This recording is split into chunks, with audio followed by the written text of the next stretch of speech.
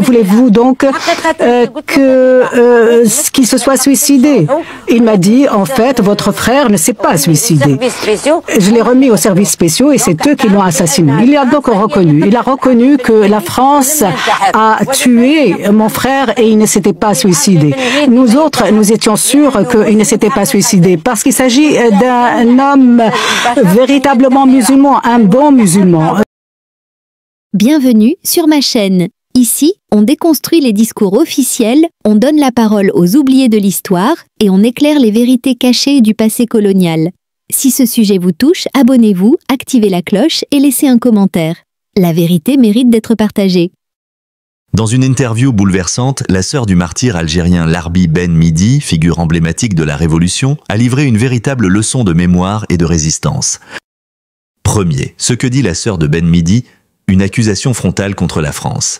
Elle commence par refuser la reconnaissance sélective d'Emmanuel Macron, qui a admis la responsabilité de l'État français dans les morts de Maurice Audin et Ali Boumengel, mais ignore volontairement le cas de Ben Midi. Est-ce que la France n'a tué que 2 martyrs entre 1830 et 1962 ?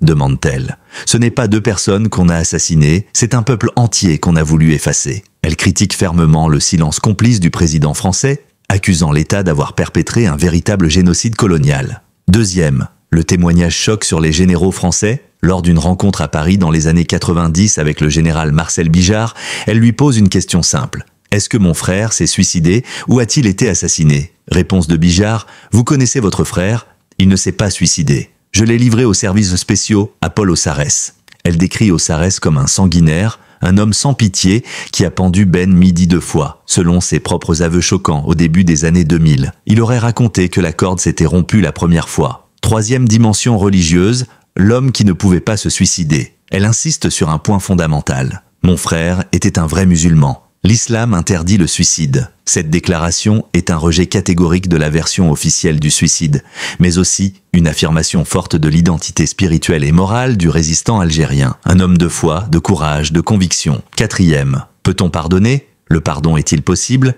Elle affirme avoir refusé le pardon de Bigard, qui s'était incliné devant la tombe de Ben Midi et avait demandé pardon, mais trop tard. Il était déjà à la retraite. Il ne représentait plus ni l'armée ni la République française. Son pardon n'a aucune valeur. Et pour Ossarès, on ne pardonne pas à un bourreau qui a torturé et pendu un homme sans défense. Ces crimes qui ont été commis par l'armée française, donc Macron ne reconnaît que 2 personnes, des crimes contre 2 personnes. Il s'agit d'un peuple dans sa totalité.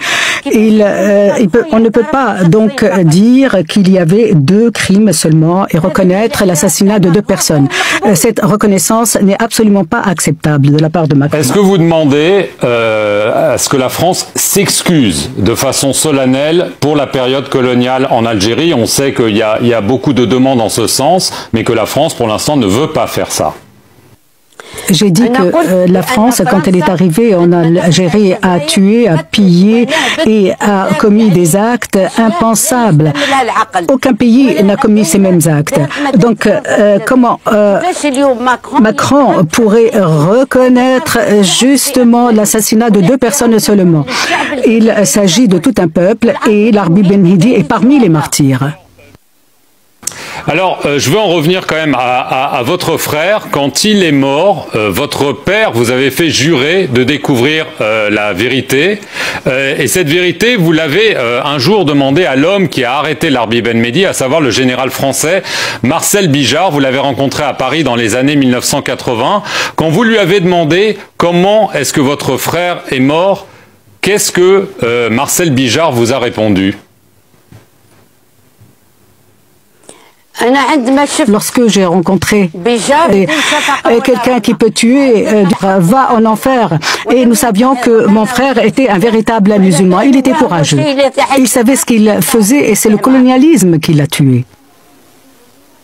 Marcel Bijard, est-ce qu'il a exprimé des regrets? On sait que par la suite, il a même voulu venir en Algérie, mais c'est quand même quelqu'un qui, pendant des années, a nié la torture en Algérie, qui n'a pas fait grand-chose quand il a eu un poste important en France. Cinquième, la France de Macron, volonté de tourner la page ou stratégie d'amnésie contrôlée. Macron reconnaît quelques cas, mais garde le silence sur les milliers d'autres. Cette stratégie de reconnaissance partielle est perçue par de nombreux Algériens comme l'approche du gouvernement vis-à-vis de l'Algérie et de son histoire douloureuse et appellent à une reconnaissance plus honnête des faits. Cette critique interne en France même, du caractère problématique de certaines politiques ou silences, et les appels à la vérité, comme celui de M. Sirot, ajoutent une dimension cruciale et un poids supplémentaire à ce débat complexe. Ce témoignage n'est pas un simple cri du cœur, c'est un acte de résistance posthume.